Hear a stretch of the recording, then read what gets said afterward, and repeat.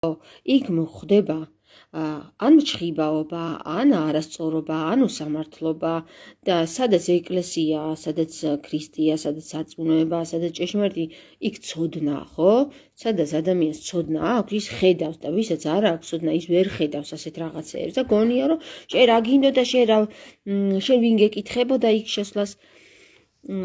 მეგობრებო, როდესაც ცოდნა გაქვს და ხედავ, რომ იქ ხდება, ეკლესიაში ხდება ჩხიბაობა, ხო? იქ შენ როგორც ქრისტიანზე ჭეშმარიტ მორწმუნეს არანაირი უფლება არ აქვს, რომ იქ დადუმდე და ვითომ არ დაგინახავს, გესმის?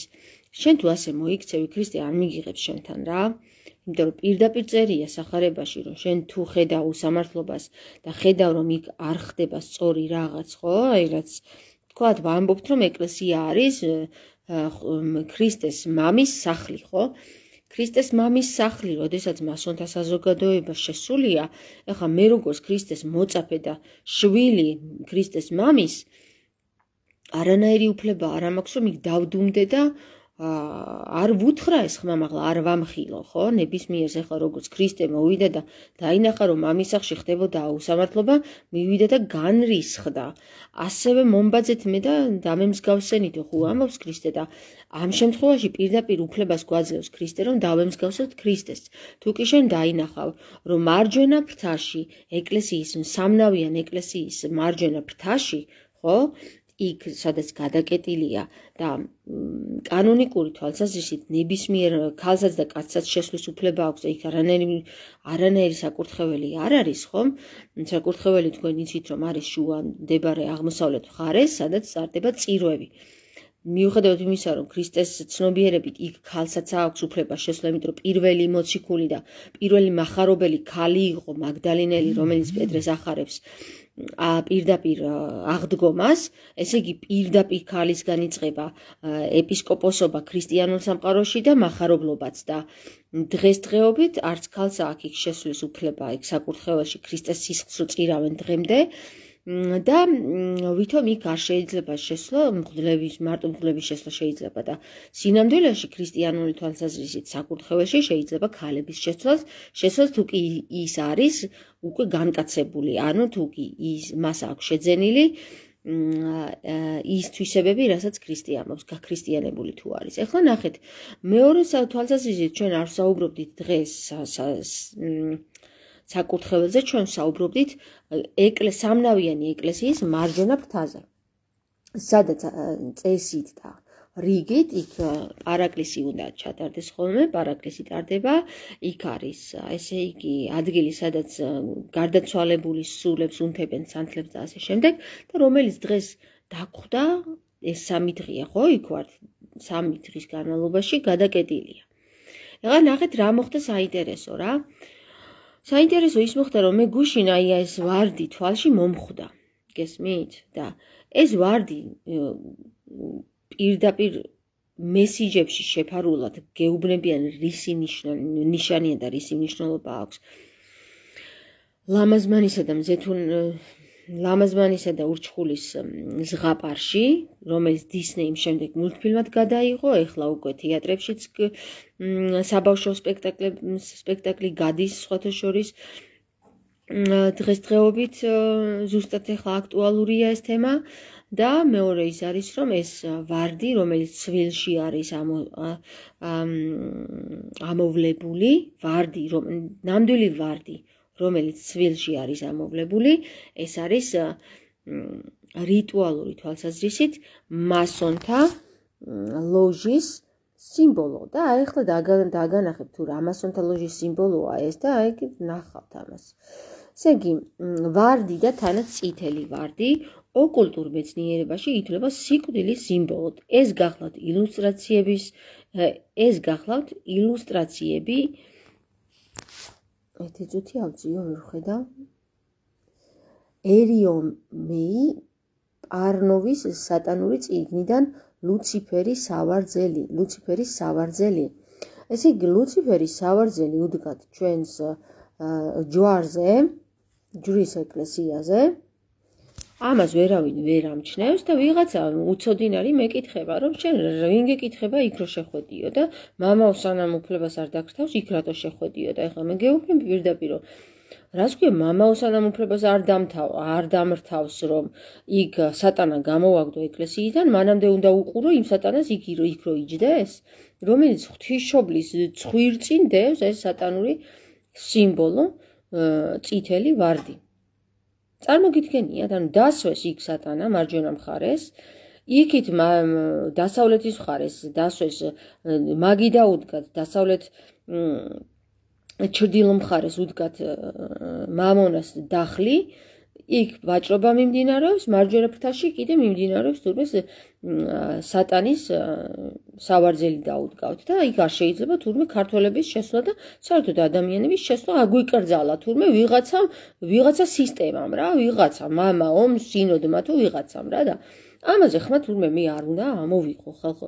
თქვენ წარმოგიდგენიათ რა ხდება ახლა იმ ადამიანების თავებში ვინც აზრზე არ არის ამ საკითხებში.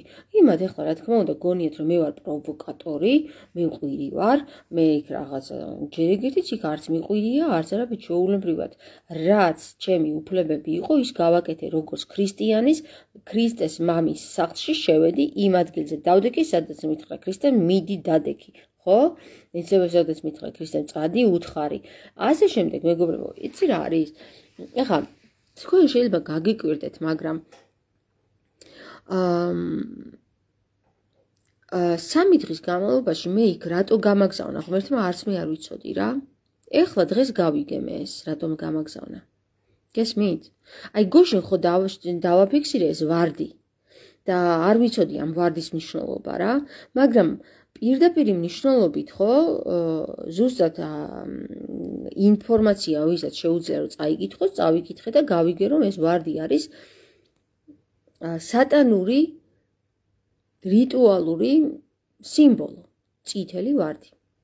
გესმით და ეხლა ვისაც შეუძლია, ვისაც ტვინი აქვს, ვისაც აზროვნება აქვს, ვისაც თვალი აქვს, ის ადამიანი აზროვნებს და ვინც ვერ აზროვნებს, ხომ, რა თქმა უნდა ის ბრმად არის მინდობილი, ის არის მკვდრების სასუფეველში ზის, ანუ მკვდრებს მიეკუთვნება ის ადამიანი, ეხლა იქ ვინც იდგნენ და ამბობდნენ რომ შენი საქმე არ არის, შენ საქმეს მიხედეო და ზუსტად ჩემს საქმეს მივხედე იქ რო ვიდექი. ზუსტად ჩემი საქმე იყო იქ რო ვიდექი და იქ რო დამაყენა ღმერთმა. და საქმე იმაშია რომ ბოლოს ისეთი უცნაური რაღაც მოხდა რომ მე შეგიყურებო მეუბნება დავით ბაქრაძე რომელიც ნარიმანის კართან მყავს გაცნობილი და რომელსაც ნარიმანთან შექონდა ჩანთები ყოველ მეორე კვირას და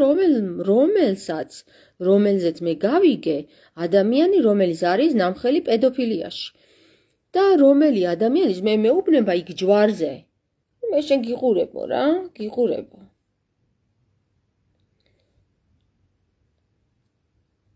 მე ვთქვი შენ ის არა ხარ გესმით და აქედან გამომდინარე მეგობრებო რა ეს ადამიანი რომელიც განრისხდა რომ ამხილე იგივენაირად გამომტაცა მობილური ხელიდან როგორც ჩანს ამ გამყიდველ ქალს იცნობდა რომ გამყიდველ ქალმა ისე დააწყნარა ეს დავით ბაქრაძე რომ ჩემი მობილური დააბრუნებინა უკან იქ აჟიოტაჟი არატეხილი იყო და ამ დავით ბაქრაძის ვიღაცა ქალი ახლდა თან და იმან დაიწყო იმ ხელაკივილი რომ მე თქვი ალბათო თუ ხდებით ჩემზე მაღლა ხმამაღლა რომ საუბრობთ მეთქი ისინი თუ არ დაამტკიცებ გიჩივლებ და საბოლოო ჯამში წავიდნენ სადმე ვიხართ მეთქი მოდი აქ და მელაპარაკეთ გაიქცნენ თურმე ჩამოვედით დაბლა ჩავსხედით მანქანაში და თურმე არ გამოიძახეს უშიშროება ამ უშიშროების ხალხმა ჩვენ ზივართ ჩვენთვის იმ მანქანაში სასხურებელ მანქანაში მომიკაკუნეს კარზე მანქანის კარზე რომელიც დამემუქრნენ რომ თუ არ დავტოვებდით ამ ადგილს 30 წუთში, ჩემს მეუღლეს გაადეპორტებდნენ. ხომ ხვდებით რა შეასაქმე, ხო? ეხლა ნამდვილად მე უშიშროებას არ დაუწყებ იმის ახსნას, რომ იქ ვარდია და იქ ჭყიბაობაა და იქ მიდის მთელი უსამართლობა 60 კილო თვალსაზრისით, ავდექი და წამოვედი. ეხლა ნამდვილად არ იყო უშიშროება იმის რა ქვია საქმის კურსში იქ მაღლა რა ხდება და იმ უშიშროებას მართლა ვერ მოვთხოვ რომ რატო არ ახართ თქვენ გარკვეული ამ საკითხებში ის დავის საქმეს ასრულებს. მე ჩემს საქმეს ვასრულებ და დანარჩენები თავის საქმეს ასრულებენ. და ეხლა რა პერიოდია, მეგობრებო, იცით? თუ კი სატანა ღმერთმა გვაშოროს ჩვენით თამაშობდა და ეგონა რომ ჩვენ ვერ მივხვდებოდით რაღაცეებს, ხო? ან თუ მივხვდებოდით მოგვიყუმარებდა, ზოგს იქ ჩასვავდა და ზოგს დაიჭერდა და ზოგს მოკლავდა. ეხლა სხვა დროა, მეგობრებო, და იცით რა არის, მეგობრებო, წინასწარმეტყველებაში ნათქვამი, რომ გამოჩნდება ქალი, რომელიც ამ ყველაფერს ამხელს, რომელიც საპატრიარქოსაც ამხელს, იმ სისტემასაც ამხელს, იმ სისტემასაც ამხელს და რომელსაც ვერ დამალავენ. და ამ ქალს თამარი ერქმევა, გესმით? რა ვიცი, მე მქვია თამარი დაბადებიდან და მე მართლაც ვამხელ ამ სისტემებს და მართლაც ვიცი, რომ ესენი ვერ დამმალავენ მე რა. განა იმიტომ, რომ მე მუსკულები მაქვს და რა მაგარი ვარ. არა, უბრალოდ ესეთი წინასწარმეტყველება არის რა, როგორც იყო ქრისტეზე წინასწარმეტყველება, რომ ჯვარს აცმევდნენ, ისე არის ჩემზე წინასწარმეტყველება, რომ ვერ დამმალავენ, ვერც ვერაფერს ვერ მიზავენ ეგენი. ანუ თიც ვერ დამადებენ, იმიტომ რომ მე ღვთისკაცი ვარ. ხომ ხვდებით? ჩემზე წინასწარმეტყველება არის, რომ მე ვიყვირებ კიდევაც, ვამხელ კიდევაც. და ამას განავაკეთებ სიძულვილით, მეგობრებო, ამას ვაკეთებ სიყვარულით, რო იცოდეთ რა. მე რო ამას სიყვარულით არ ვაკეთებდე, მე ვიქნები სატანას მოციქული. მე ამას სიყვარულით ვაკეთებ და ეს იცის ღმერთმა, ამიტომ თიც ვერ დამადებენ. რადგან ჩემზე არ არის წინასწარმეტყველება, რომ მეც ჯვარზე უნდა ვეცვა. ჩემზე წინასწარმეტყველება არის, რომ მე უნდა ვამხილო ისინი. გესმით? ამიტომ, მეგობრებო, ხო? ნუ ნერვიულობთ, ყველაფერი კარგად არის, ამიტომ გილოცავთ, მე საპატრიარქოსაც მივულოცე, იმიტომ რომ დღეს ისეთი ჯადო მოიხსნა, რომ მისი წყევლაც მოიხსნა, ანუ მისი წყევლაც მოიხსნა. წარმოიდგინე, რომ იუდეველები რო დაწყევლა იალდაბაოთმა, იალდაბაოთი კიდე ღმერთი არ არის, იახვე, იალდაბაოთი იგივე იახვე. იახვე ღმერთი კი არ არის, იახვე არის ის, რომელმაც ევა დაწყევლა. და ევა, რომელიც დაწყევლა იმ მამად წოდებულმა ძველი აღთქმის, დღეს იმ ქალმა, რომელზეც წინასწარმეტყველება იყო დაწერილი ოდითგანვე, იხსნა ევაც და მისი მოდგმაც ამ წყევლისგან. აი ეს რიტუალი მოხდა ჯვარზე. და დღეს არის სხვათა შორის საკრალური დასაწყისი ახალი წლის, 2025 წლის და ეს არის ახალი ეტაპის დასაწყისი და ამ დღიდან დაიწყება ათვლა ახალი ერის, როგორც ქრისტე რომ ჯვარს აცვეს, ქრისტე ჯვარს აცვეს და 8 წლის მერე დაიწყო ახალი კალენდრის დაწერა. ისევე ეს დღე არის ის საკრალური დღე, რომელი დღიდანაც წესით ალბათ 8 წლის მერე დაიწყება ახალი ერის შემოტანა, უკვე ახალი კალენდრის ჩამოყალიბება. და ეს იქნება მერვე დღე. ამიტომ მეგობრებო, უпростоრად ეს არის უკვე მერვე დღე, რომელზეც დაიწყება საუბარი და რომლისგანაც ამენით იქნება სრულიად მთლიანი დედამიწა ინფორმირებული, ჩვენი ამენით, ქართული ენით. გესმით? და ეხლა მე მაგის ამბიცია კი არა ვარ, რომ აი ნახეთ რა გავაკეთე, არა. იცოდეთ, რომ ყველანი, ვინც კი დაწყევლილები იყვნენ, იალდაბაოთიდან 64-დან გამოყრის შემდეგ, იმიტომ რომ არაფერი არ დააშავა ევამ, გარდა იმისა, რომ ისევ ღვთისქმნილებამ ის აცდუნა. ევას ბრალი საერთოდ არ იყო, მაგრამ იყო დაწყევლილი იალდაბაოთისგან, იახვეს მიერ. და ეს იახვე, აი სწორედ იმ ქალზეა ნათქვა, რომ იახვესაც ამხელს ეს ქალი რა. ისევე როგორც ამხელს საპატრიარქოს, ისევე როგორც ამხელს ყველა მცდარ სისტემებს. გესმით? და ამას ვერავინ ხელს ვერ დაადებს. ვერავინ. გესმით? თორემ მე არც დაცვით დავდივარ და არც ვინმე დგას ჩემს უკან რომ დამიცვას და ის რაღაცეები უშიშროება აგერ ორჯერ დამადგა ჯვარზე თავს და იქ რომ გამოიძახა ხალხი ლაშა და ისინი რო იყვნენ რომ აი აქ დგავართო და საწავიდნენ მე ის არ ვიცი სად გაქრენ რა ვიცი ჩვენ ამას ბოლომდე მივიყვანთო და არც ერთი უშიშროება იქ არ ასულა ჯურის მონასტერს ინდოელი იყო თუ პაკისტანელებმა რო ურტყეს ფეხები ვინ ავიდა რომელი ავიდა იქ რა აჟიოტაჟი არ მოხდა ანუ მე თურმე ისეთ აჟიოტაჟს ვიწევ, რომ უშიშროების ინტერესს ვიწევ და ის ამბავი არა, არავის არ აინტერესებს, კაცო, იცი, ჩვენს ჯვრის ეკლესიას ფეხებს რო ურტყავს პაკისტანელი რა. ეგ საერთოდ ყიდია უშიშროებას, მაგრამ თამარი რომ ამ ხელს იმ ჯადოქრობებს, ხო? აი ის ძალიან აინტერესებს უშიშროებას, ძალიან. გესმის? ასე რომ მეგობრებო, 3 დღე, აი ხო გითხარით, 3 დღის განმავლობაში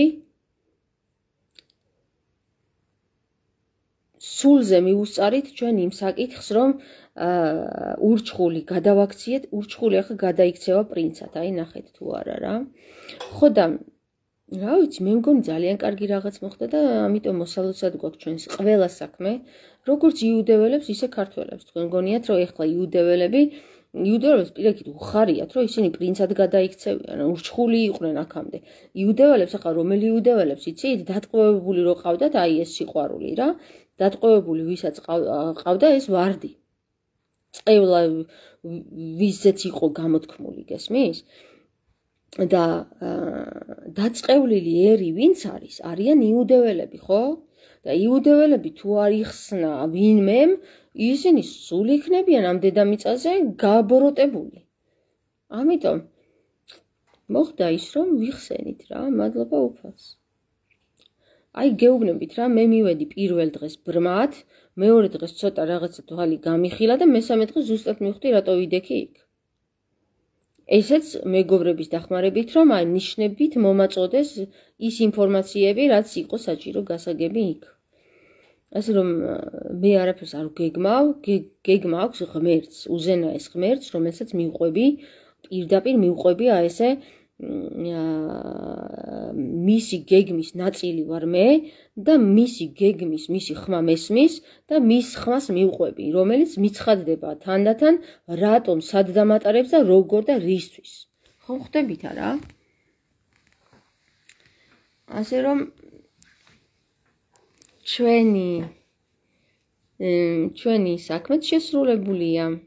ღმერთმა ჩვენ დაგვინდო, ქრისტეს მამამ იალდაბაოთმა კი არა, იახვემ დაწყევლა ევა, დაწყევლა ეს ერი და ქრისტეს მამა ეს ძალიან ხო გითხარით, გახსოვთ მაშინ რომ განურისხდი მე და რო ვეჩხუბე ქრისტეს, რომ მე თქვი რანაირი მამა გყავს, რომ ყველაზე არც გიშველა და რაღაცა და აი ზუსტად მაშინ მომეცა მე ეს ინფორმაცია, რომ ეს ქრისტეს მამა არის სულ სხვა ვიდრე ეს რომელიც არის ძველ აღთქმებში დაწერილი. ეს იახვე არ არის კეთილი მამა.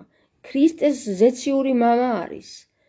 ჭეშმარიტად მამა, რომელიც გვინდობს ჩვენ და აი აგერ მიმიყვანა იქ და დამაყენა მათქმევინა. თქვენ ნახეთ, რამდენი ადამიანი იყო იქ, რამდენი ადამიანი იდგა. თურმე დღეს კიდე ჯვრის ძალის დღე ყოფილა, არც ვიცოდი.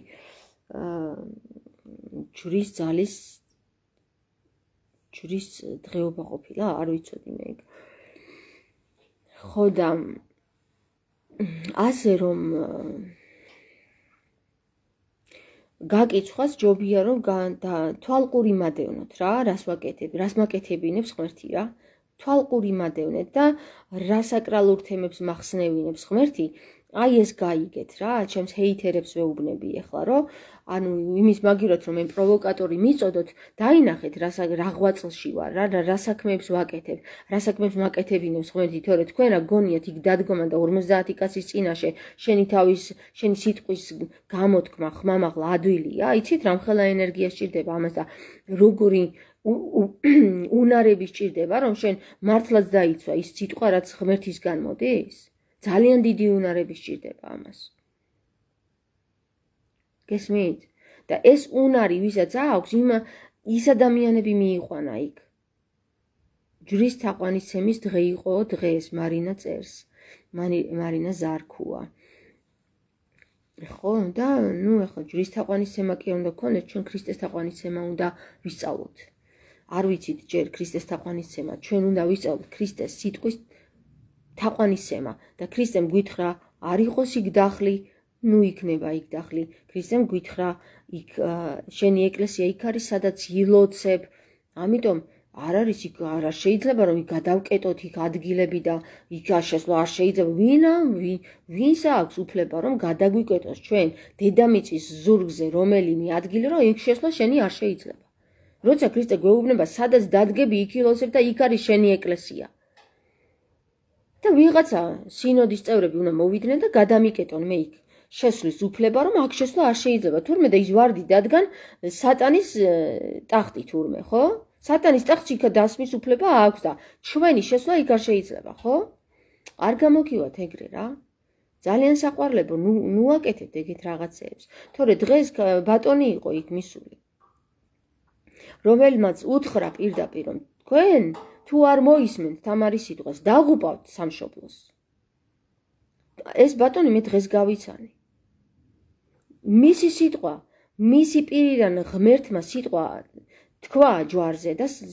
ჭეშმარიტება უთხრა იქ მდგომ ვაჭარ ადამიანებს ჭეშმარიტება უთხრა ამიტომ მე გეტყვით რა ერთ რამეს რა არავის არ აქვს თავში ავარდნილი ვისაც თავში აქვს ავარდნილი ის სახში ზის და ფიქრობს რომ თამარია მაგრამ ვისაც თავში არ აქვს ავარდნილი საქმეს აკეთებს რა და თამარი ქვია რო იცოდეთ რა და ეს თამარი ვარ მე გესმით დაბადებიდან თამარი მქვია კი არ გადავიკეთე გვარი სისამაია რო აკეთებს აქ სახელ და გვარებს რო უკეთებს თამარი მქვია დაბადებიდან გესმით და მე სახში არ ვზივარ და ფეხი ფეხზე არ ამა გადაპლაკული და არ ველოდები ვიღაცა თამარის გამოჩენას რომ მე თვითონ მაკეთებინებს ღმერთის საქმეს ამიტომ მე სრული უფლება მაქვს ვთქვა რომ ღვთის საქმეში ღვთის სამსახურს ვაკეთებ ღვთის სამსახურში ვდგავარ გესმით მარტო ლაივებიდან არ ვსისინებ სისამაიასავით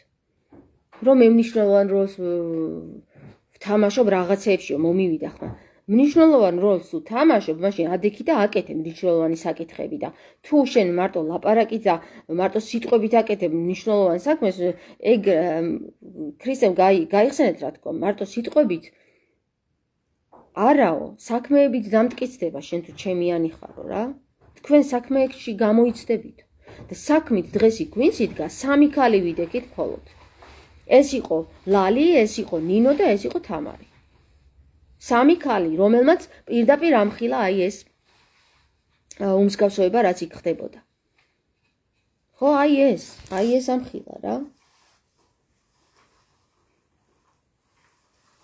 აი ეს ამხილა გესმით რა ხდება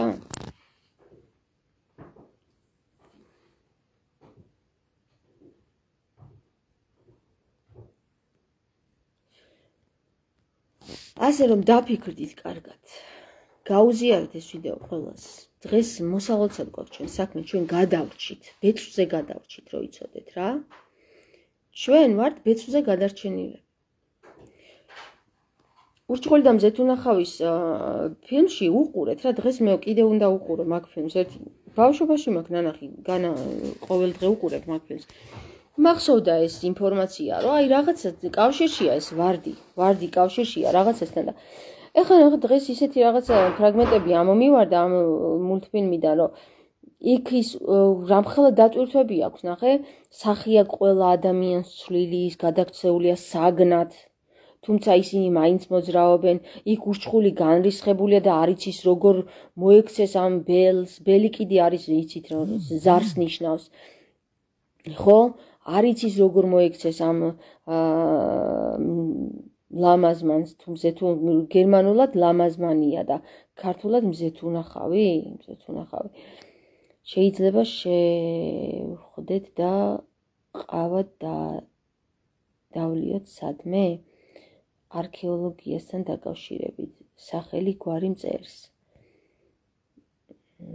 არქეოლოგიასთან დაკავშირებით არქეოლოგები მოიძებნებიან ძალიან ბევრი და რას გულისხმობთ სახელი გვარი ანუ არც თქვენი სურათი ჩანს და არც არაფერი და ესეთ ხალხს მე მივიჩნევ აგენტებად და ძალიან გთხოვთ რა დამანებეთ ამ აგენტებმა თავი ვიღა აღარ მომიგზავნეს და ვიღა აღარ დამაკავშირეს და იცით რა არის მე გითხარით ჩემი სიტყვა რა თქვენ თუ გსურთ ჩემთან თანამშრომლობა მაშინ თქვენ უნდა გაიზიაროთ ჩემი სიტყვა რა მე თქვენ სიტყვაზე არ ვივლი მე გითხარით ეს აბსოლუტურად ყველა თანამშრომელს ვეუბნები, უშიშროება იქნება ეს სპეცსამსახური თუ მასონთა ლოჟის წარმომადგენლები.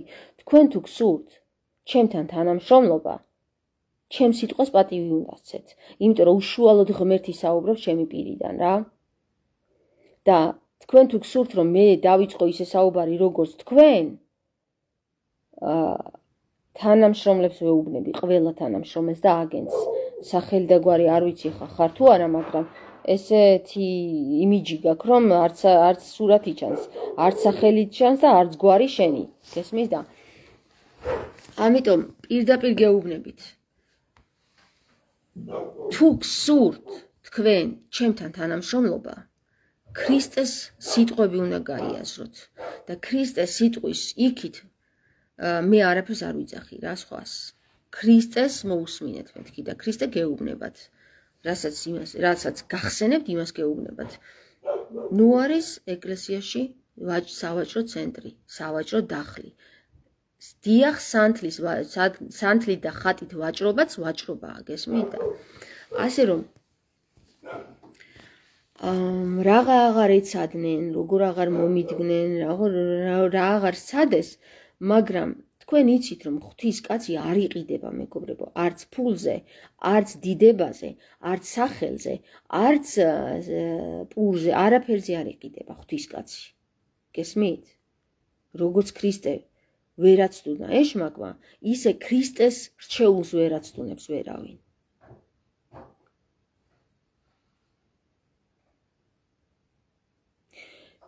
ძველი თბილისში ვცხოვრობ და ჩემი სახლის ქვეშ გვირაბებია. გვირაბებია ყველგან, სადაც კი მნიშვნელოვანი ადგილებია ჩვენი, აი თლიანად საქართველო დგას გვირაბებზე.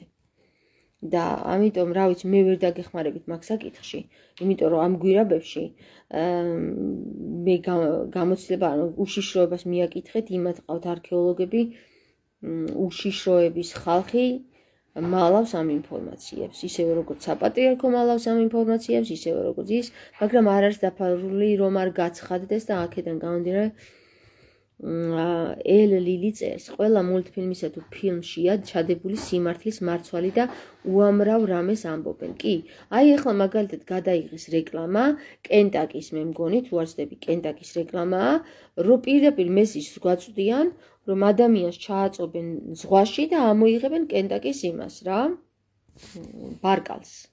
ესე იგი ადამიანის ხორცით აკეთებენ აი ამ რაღაცა საკვებს, გესმით? და რა ვიცი, თუ ადამიანს თვალი აქვს, ხედავს, თუ ყური აქვს, ესმის და თუ არც ერთი არ აქვს, ვერც ხედავს და ვერც ესმის. მაგ გვირაბებში იმდენი რიტუალებია ჩატარებულიო. თქვენ წარმოიდგინეთ, სასიკვდილო რიტუალი გამიკეთეს ახლა მე, რომ აი დღემდე არ მოსულიყავი 21, 22 და 23 მარტამდე. სასიკვდილო რიტუალი მაქვს მე გადატანილი, იცით? აი ამ დღეებში და ღვთის წყალობით ხომ გითხარით, არა? სასიკვდილო რიტუალები ჩემთან ღვთის დაცვა მაქვს, არ მოდის. მიდის ისევ იმათთან, ვინც გააკეთა. და ეს სასიკვდილო რიტუალები ღმერთმა გვაშოროს, ანუ ნამდვილად აღარ იქნება ახლა რა, მორჩა. всё, წერტილი დაესვა მაგას. ქართველ ერს დაუჩოქებს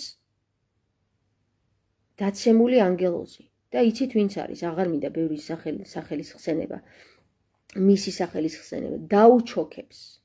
მუხლებზე დაუდგება,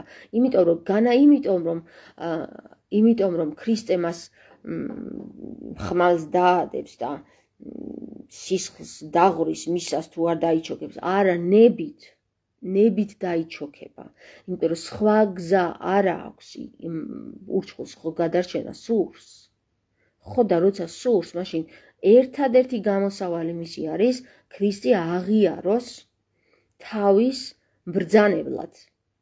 გესმის? ამენ. ამენით. ენ ლილი, იგივე არაა ზიარება? კითხე რა ხდება მამაოს ზიარების დროს? გიპასუხებს ქრისტე დაიკვლისო და შეიწირებისო, ხო? ნუ სისტემატიურად ქრისტეს კლავენ და წირავენ, თუმცა შეწირვები არ სჭირდება. ქრისტეს არ უთქვამს რომ მე შემწირეთო. ქრისტემ თქვა რომ ომი მოიხსენიეთო, ჩემი სახელი მოიხსენიეთო, როდესაც სადღეგრძელო სიტყვით და როდესაც პურს გატეხდო. აი ეს არის ზიარება და არა ის, რომ ქრისტე დავკლათ და შევჭამოთ. რომ დამკალით და შევჭამეთო არ უთქვავს ქრისტეს ხალხო. და თქვენ თუ კარგად მოისმენთ წირვებზე რა სიტყვებს ამბობენ, ქრისტე დაიკლებს და შეიწირების, აი ესე ამბობენ ზუსტად მაგ სიტყვებს და ეხლა ყრუ და ბატკნები რო დგანან იქ და არაფერი არ ესმით, იმად ვერ გააგებინებ, რა თქმა უნდა, ეხლა მე რაც თქვი რა. იქნებ დაფიქრდეს ყველა ამაზე, ანუ ყოველ წირვაზე კანიბალიზმის მონაწილენი არიან, ვისაც თვალი აქვს ხედავს და ვისაც ყური აქვს ისმენს. ხო, ეგრე გამოდის რა, იმიტომ რომ ანუ სიტყვა რაც ითქმის, იმად გადაიქცევის პურიც და ისა სისხლით, ღვინოც და თუ ამბობ რომ ქრისტე დავკალით ეხლა და მოდი პური და ღვინო იმის სისხლით გადავაგჭერთ, პირდაპირ კანიბალიზმთან მიყავხართ სიტყვის ძალით და განხორციელებაში სიმბოლურად, როგორც ჩემო ძველმა მღვდელმა მითხრა, სიმბოლურად არისო ესო განამართლა გადაიქცევაო. ლაზარეს ენით ამენით ვეზიაროთ ქრისტესო, ამბობს თია, ხო? ეს ზუსტად თია. ასე რომ ჩემო კარგო მეგობრებო, ჭირი იქა, ლხინი აქა, ქატო იქა, ფქვილი აქა. მაგაზეც ვქონდა დღეს საუბარი. ქატო და ფქვილი რას ნიშნავს რა და აი ესეთ როგორ ავხსენით, იცი? ღომს რო გააკეთებენ, ანუ ღომი ხო არის, ღომს რო გააკეთებენ, ბოლოს მოაყრიან ფქვილს, რომ გასქელდესო რა, ბოლო არის მაგის დაბოლოება ფქვილის მოყრა. აი ეს ფქვილის მოყრა ნიშნავს იმას, რომ წერტილი დაესმის უკვე ამ ბლუდას, ხო რაღაც. ასე რომ წერტილის დასმა ნიშნავს ფქვილის მოყრას, ფქვილი კიდე არის ხორბალიდან გამომდინარეობს ფქვილი და ხორბალი იცით ვისი სიმბოლოა, ეს არის ქრისტეს სიმბოლო, ხორბალი არის ქრისტეს ხალხის სიმბოლო, უშუალოდ ერს წარმოადგენს ხორბალი, ხანი ორი ბალის და ერის სიმბოლო არის ხორბალი, ჯეჯილს, იმიტომ ვახვედრებთ ხოლმე აღდგომას. გიხაროდენ მეგობრებო, ამ აღდგომას უკვე ხო? ძალიან დიდი სასწაულები გველის. წარმოიდგინეთ, რომ აი სასწაულები გველის რა. სასწაულები გველოდება კი არა და აქ რატომ უნდა ჩავწეროთ გველი, არამედ სასწაულებს ვიხილავთ. ხდები? ხილვა გვექნება, ხილს მივიღებთ უკვე. გესმით? იმ ხილს, რომელ ხილსაც შევყავართ მე სასუფეველში. ხილზეა საუბარი, გესმით? ხილვა ზუსტად მაგისკენ მიგანიშნებს, რომ როდესაც შენ ხილვა გააქვს, ესე იგი ხილს გაწვდიან, რომელი ხილიც არის ისევ სასუფეველში შემყვანი. და ამ ხილის მცველები საერთოდ არიან ქერუბიმები და სერაფიმები. ქერუბიმები და სერაფიმები არიან ექვსფრთიანი ანგელიოსები, რომლებიც არიან სინათლეები ადამიანში, რომლებშიც ეს ინფორმაციები ინახება და უცხადებენ მხოლოდ იმათ, ვინც განწმენდილია. ვინც განვინთან დგას, ვინც განვითარებაშია და ვინც დგას თევზის თავთან, ანუ ბანანთან კი არა და განბანილი ვინც არის. ანიბანი განი ხო ისეთ რა არის ანბან განი და უკუღმა წაიკითხეთ განბანანია, ანუ განბანილია, ხდებით? გახსოვთ ის თევზი მე რომ გაგიზიარეთ, ჩემს პინ გვერდზე არის დაპინული. განბანილი ვინ არის? ვინც თავსა და ბოლოშია. თევზის თავში ზის განბანი და ლიზის თევზის კუცში. და ვინც განბანილი, ანუ მთლიანი თევზია, თევზი ქრისტეს სიმბოლოა და ცოცხალი თევზი არის ქრისტეს სიმბოლო, რომელსაც ეწოდება კუდრხეული, რომელიც კუდს არხევს, ხო? კუდრხეული თევზი არის. აი ის არის თავში თუ ახვალ და ბოლოშიც გაიგებ რომ კუდი ირხევა, ესე იგი განი ბანი ალი არის. ხდები, ალი არის მე-40-ასობკერა. სხვათა შორის, ეხლა ბევრმა არ იცის, რომ ქართულ ანბანში ჩვენ გვაქვს 40-ასობკერა. აღდგენილ ქართულ ანბანში. აი დამახინჯებულ და დასახიჩრებულ საწყალ ქართულ ანბანში ჩვენ გვაქვს 36-ასობკერა, ხო? 20 მოიცადე ერთი წუთი, 33, მაგრამ 7-ასობკერა დაკარგული არის, რომელიც აღდგენილია შემდეგ სხვადასხვა ადამიანების მიერ. და აი ის განბანილი, ხო? ერთი წუთით აბა თუ სურათს ვნახავ, რაზე გესაუბრებით. გავიგოთ.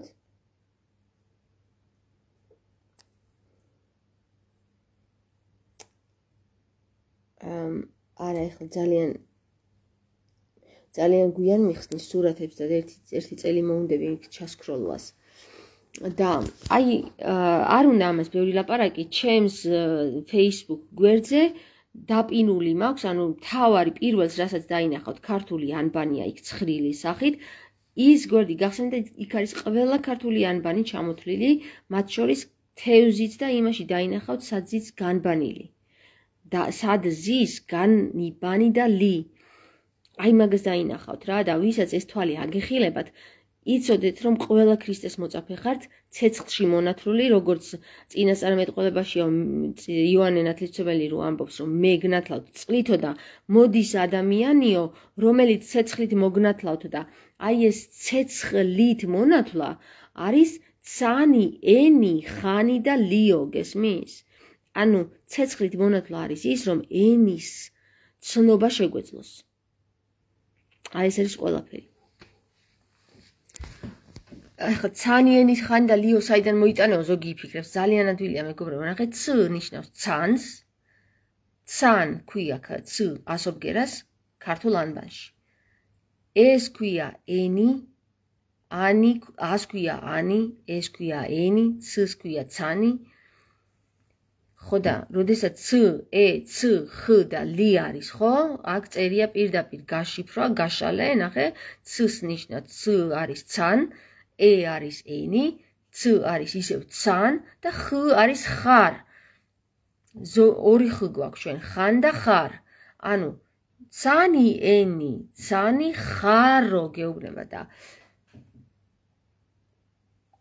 საკითხი ის არის, რომ ზოგი იტყვის, რომ რა შუაშია ცეცხლი, ცანი, ენი, ცან, ხართო. აი პირდაპირ შუაში კი არა თავში, იმიტომ რომ ეგრე იშიფრება ეს სიტყვა.